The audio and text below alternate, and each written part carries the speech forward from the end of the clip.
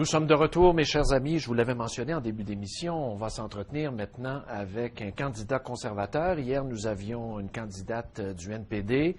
Il y en aura d'autres cette semaine. Et écoutez, la campagne dure jusqu'au mois d'octobre. Alors, on n'a pas fini d'en parler. D'ailleurs, on ne fait que commencer. Et les fins finaux, là, qui prédisent déjà les victoires d'un et de l'autre, là, prenez votre gaz égal, c'est pas réglé, là. Vous savez, une campagne électorale aussi longue, tout peut arriver en politique. On le sait, hein? C'est pas la première fois qu'on en fait. Alors, on a au bout du fil un candidat qui se présente dans Salaberry-sur-Roi, donc dans la région de Valleyfield, le Haut-Saint-Laurent et tout ça, et qui était aussi un ancien député de l'ADQ du temps de Mario Dumont. Il a aussi œuvré au sein du Parti conservateur. C'est un gars qui est enraciné dans sa région. C'est pas quelqu'un qui est parachuté dans le comté là, pour servir de soldat de Stephen Harper. C'est un vrai conservateur. C'est un gars qui y croit. C'est un gars que je connais personnellement. Et on s'est vu même il y a quelques jours à Huntingdon, d'ailleurs par pur hasard, et il était de passage, on a jasé ensemble. Il a été mon député quand j'étais maire. Albert de Martin, bonjour. Bonjour Stéphane. Bonjour, ça me fait plaisir de vous accueillir, mon cher. Le plaisir est pour moi. Oui, c'est partagé, et évidemment, c'est pas une tâche, je dirais, très, très facile que d'être un conservateur au Québec, mais vous êtes un homme de conviction avant tout, vous y croyez, et vous allez au front malgré tout. Ben, disons, quand on se lance en politique, je pense qu'il faut avoir vraiment des convictions puis les tenir jusqu'au bout. Puis, dans ce que le Parti conservateur du Canada m'offre, c'était dans la suite des choses de ce que j'ai défendu jusqu'à maintenant au niveau de l'action démocratique. D'ailleurs, comme tu le sais, j'ai milité aussi à l'intérieur du Parti conservateur du Québec. Oui. Jusqu'à ce que M. Adrien Pouliot en prenne les rênes. Puis je me suis même présenté parce que justement, je croyais en les valeurs qui étaient véhiculées par ce parti. Puis actuellement, ben, tu l'as dit d'entrée de jeu, je suis quelqu'un de la région ici qui a à cœur à ce que cette région-là ici se développe de la bonne façon. Ça fait suffisamment longtemps pour moi qu'on est dans l'opposition. On était de 93 à 2000. Il y a eu un petit break en 2000-2004. Après ça, dans l'opposition continuelle. Puis, par expérience, j'ai été personnellement dans l'opposition au Québec. Oui. C'est pas là que les choses se décident. Mais quand même, on n'a pas l'impression de prêcher dans le désert. Tu sais, on en parlait quand on s'est vu il y a quelques jours. Le gouvernement conservateur, quand on fait le bilan, n'a pas fait nécessairement du mauvais travail. On ne peut pas dire que ça a été une catastrophe. Pauline Marois est arrivée au pouvoir, on a vu ce que ça a donné, puis on s'en est débarrassé. Mais au Québec, c'est comme si le terreau conservateur avait de la misère à lever. Pourquoi? C'est-tu parce qu'on est si différent que ça? Regarde, la question est excellente. Parce que regarde les dernières données qui sont sorties au niveau de l'OCDE, le Canada sort premier parmi les économies du G7 sur plusieurs domaines, au niveau de la santé, au niveau de l'économie, au niveau du recul de la pauvreté, même au niveau de l'environnement. Comment ça se fait qu'ici, on n'arrive pas à faire passer le message? Disons qu'il y a peut-être un problème au niveau des... pas des communications, mais je veux dire des médias, de diffuser l'information telle qu'elle doit être diffusée. Est-ce que les médias sont trop à gauche parce que Stephen Harper, objectivement parlant, qu'on soit pour ou contre les politiques, a fait beaucoup d'efforts pour venir au Québec régulièrement, apprendre le français, nommer des gens, donner des politiques. C'est quelqu'un quand même qui a livré, là. Il a livré sur toute la ligne. D'ailleurs, il passe encore 3 jours au Québec, là, actuellement. Oui. Il est allé à Saint-Hyacinthe, Drummondville, il va être à Trois-Rivières. Effectivement, il débute toujours ses discours en français pour la simple et bonne raison que le Canada a été formé par des francophones. Puis, il en fait un code d'honneur partout, même dans le monde, où il va dans le monde, il débute en français. Oui. Je pense que la marchandise, de ce côté-là, il la livre. Il a livré un budget équilibré. Il a réduit les impôts des entreprises, des travailleurs. Il a comme principe que de laisser l'argent dans les poches des citoyens c'est la meilleure façon de faire rouler une économie. Puis, au niveau des entreprises, en réduisant les impôts, ils peuvent investir dans le capital humain, ils peuvent investir dans la machinerie pour upgrader les entreprises, pour faire face à la compétition. Oui, il y a aussi, il y a eu 39 traités de libre-échange qui ont été signés avec des pays d'outre-mer. Ça, c'est énorme en termes de création d'emplois. Oui, d'un côté, il se perd des emplois, puis il va toujours s'en perdre parce que la société évolue. Mais par contre, si elles sont remplacées par des emplois de qualité et mieux rémunérés, ben c'est de cette façon-là qu'il faut fonctionner. Mais quand je regarde, là, et actuellement, évidemment, ça ne fait pas la une du Journal de Montréal, là, mais il y a des problèmes économiques à l'horizon. La Chine s'est effondrée, comme on ne l'a pas vu dans les 10 dernières années. La bourse à New York, hier, elle a craché d'au moins 1000 points en après-midi. Et ça continue aujourd'hui. Bon, ça va pas bien, mais je comprends la priorité économique d'Harper, c'est vrai, il y a une expérience derrière lui, mais quand on me parle de la sécurité dans nos rues, là, on peut pas dire, Albert, que c'est dangereux de se promener dans nos rues au Canada. Là. On est un pays sécure. Là. Est-ce qu'on joue pas trop sur la peur des gens? On est très sécure. Il y a eu des investissements qui ont été faits dans la sécurité. Puis, il y a eu des nouvelles règles qui ont été passées au niveau des contrevenants.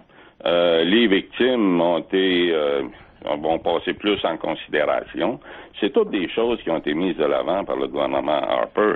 Puis le Canada demeure actuellement un des pays les plus sécuritaires sur la planète. Mais est-ce qu'on joue pas trop sur l'insécurité ou la peur du terrorisme? Demeure aussi. Oui, bien, est-ce qu'on joue pas trop là-dessus sur la peur du terrorisme, la peur de l'autre, la peur des grands criminels? Au fond, il n'y en a pas tant que ça, de problème. Bien, il s'agit qu'il y en ait un ou deux, puis regarde, tout bascule. Ouais. Regarde ce qui vient de se passer en Europe, là, dans le train. Oui, en France. Où des citoyens, justement, ont réglé le problème d'un terroriste là, qui voulait vraiment là, faire un massacre. S'attaquer aux gens, tu sais. Ça prend pas grand-chose. On a eu ici au Canada des actes qui ont été contrecarrés aussi par la sécurité qui a été mise en place. Et il n'y arrive pas d'événement, mais tant mieux de l'autre côté. Mais la sécurité est omniprésente et comme on sait dans le monde, il y a des endroits où ça va vraiment pas bien. Puis il faut pas que ce genre de problème-là soit importé ici. Oui. Oui, mais on voit dans les sondages, évidemment, c'est fragmentaire, je le disais en début d'entrevue, on ne peut pas prédire l'issue du scrutin, il est trop tôt. Pas. Exactement, tout peut arriver dans une campagne électorale, mais les gens ont tendance à embarquer dans le train. Tu sais, l'effet bandwagon, là, ça profite au NPD quand même, plus qu'aux conservateurs. Actuellement, c'est sûr, parce qu'on a laissé véhiculer quand ça prend du changement. Oui. Mais moi, ici, quand je fais du changement sur mon entreprise agricole, c'est pour être plus productif, c'est pour mieux avancer. J'achèterai pas de la machinerie pour reculer. C'est ça, là. Oui. On change pas de la machinerie pour changer la couleur de la peinture. Regardez l'offre qui est faite par chacun, éventuellement. Et il faut arrêter d'être superficiel puis de regarder juste l'image. Il faut vraiment aller voir au profond et regarder l'offre. Puis évaluer comment, la question est, comment tu vas payer ça? Ouais. Comment tu vas... Parce que, on le sait très bien, là, quand le gouvernement promet quelque chose, ben, ça vient de nos poches de l'autre côté, là.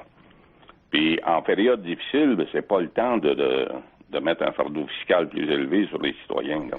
Mais dans le comté, là, si on se ramène du niveau local, parce que je dis souvent aux gens, avant de voter pour la tête ou de voter pour un parti, interrogez-vous sur la personne qui veut représenter vos intérêts. Qu'est-ce qu'Albert Demartin a comme plan qui est si différent de la candidate du NPD ou du candidat libéral, par exemple, dans le comté? Et là, on ne parlera pas du bloc parce que ça n'existe plus pratiquement. Là. Qu'est-ce que vous avez comme couleur différente qui ferait changement? Tu sais, moi, je veux faire profiter de mon expérience que j'ai acquise à travers les années. J'ai bâti une entreprise agricole, actuellement qu'on peut qualifier de prospère. On est en affaires. En agriculture, aujourd'hui, si tu peux pas faire de prendre trop de mauvaises décisions, ben, tu fermes les portes. Ben, au niveau gouvernemental, c'est un peu la même chose.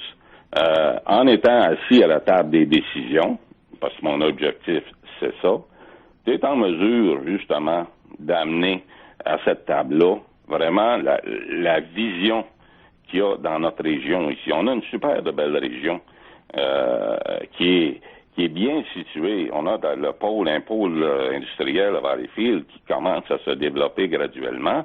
Vous avez eu le terminal CSX qui avec l'autoroute. On en vole actuellement. Oui. J'ai eu une discussion avec les gens du port de Valleyfield. Ils sont prêts, ces gens-là, à mettre l'épaule à la roue actuellement. Mais pour ça, ça prend un climat économique qui est instauré justement par les gouvernements pour faire en sorte que ces gens-là aient le goût de réinvestir, le goût d'investir, le goût de démarrer des entreprises, moins de bureaucratie pour les entreprises en démarrage et ainsi de suite. Ça, c'est le genre d'objectif que je vise. Puis, pour moi, c'est extrêmement important, parce que je la vis, cette réalité-là, actuellement. Comme homme d'affaires. Comme homme en business, là. Exactement. Mais comment est-ce qu'on fait pour se battre? Les gens que je rencontre, les entrepreneurs, c'est ce qu'ils me disent. On est écrasé par la bureaucratie. Oui. On peut-tu avoir de l'oxygène un petit peu? On va faire rouler l'économie. C'est comme ça. C'est un principe simple en économie, ça. Oui, mais je vous donne l'exemple. Vous avez justement en France actuellement Manuel Valls qui vient de faire un constat. Oui, c'est vrai. Ben oui. À ce niveau-là, tu sais. Qui est de la gauche, en plus. Clair. Un gars de la gauche qui fait le même constat que vous. Là. Il y a trop de paperasserie. Exactement. Oui, mais quand même, là, vous êtes dans un comté là, qui n'est pas facile, un comté relativement pauvre, de tradition qui n'a jamais élu de conservateur, corrigez-moi, là, à moins de remonter à des temps. Sous Brian Mulroney, oui, il y a eu Jean-Guy Hudon, 2 termes en ligne. Oui, c'est vrai, mais ça fait quand même un petit bout. Là, il y a tous les organismes communautaires. Jusqu'à 90, je crois. Oui, quand même. Ça fait 25 ans, mais là, vous avez une masse d'organismes communautaires qui en veulent à Stephen Harper. Vous avez les gens de la gauche, les gens du NPD, les frustrés du Bloc. Comment vous allez faire pour lutter contre ça dans un comté qui est pas mal plus à gauche qu'à droite, là? Ben, disons, au niveau des campagnes, sont pas si à gauche que ça actuellement. Comme Stephen Harper le disait, les gens sont plus conservateurs qu'ils le pensent. Oui. Puis, ce point-là, je pense qu'il est important. Puis, c'est d'arriver à faire passer notre message. Moi, je me promène sur le terrain actuellement, puis c'est sûr que c'est un travail de moine, là, actuellement. Mais, graduellement, ça fait son petit bonhomme de chemin.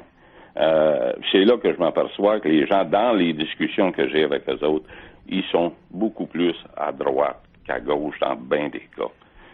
Ces gens-là, ce qu'ils veulent, c'est avoir une certaine liberté, une liberté individuelle, une liberté économique aussi. Mais ça, c'est à droite de l'échiquier politique, ça. Puis cette liberté-là va faire en sorte que, justement, ces gens-là vont avoir le goût d'entreprendre. Puis, un des points importants qu'il faut ramener dans la région ici, c'est la formation. La formation des individus là, pour le besoin des entreprises. Parce qu'il y en a des nouvelles entreprises qui vont voir le jour. Avec le pôle logistique qui vient d'avoir lieu à Valleyfield, tu sais, ça se développe là, actuellement. Il faut juste continuer dans la même direction. Puis, il faut accompagner, justement, les décideurs locaux dans cette direction-là. Ben, merci beaucoup, Albert, d'avoir pris le temps et je vous souhaite une bonne campagne. Ben, c'est moi qui te remercie. Merci, à la prochaine. Au revoir. Bonne C'est Albert Demartin qui est candidat conservateur dans la circonscription fédérale de Salaberry-sur-Roi, qui englobe, entre autres, la ville de Valleyfield, la MRC du Haut-Saint-Laurent, Beauharnois-Salaberry et tout ce que vous voulez. Un comté qui n'a pas été conservateur depuis M. Hudon. Alors, il faut remonter au temps de Brian Mulroney, ça fait 25 ans.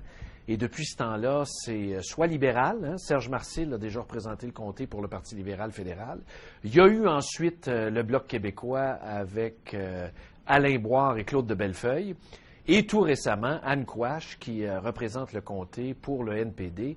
Et évidemment, c'est bien difficile de se battre contre une machine qui a le vent dans les voiles, qui est le NPD. Hein, vous savez, l'effet bandwagon, généralement, les gens veulent tous se réclamer de la victoire et souvent la défaite est orpheline.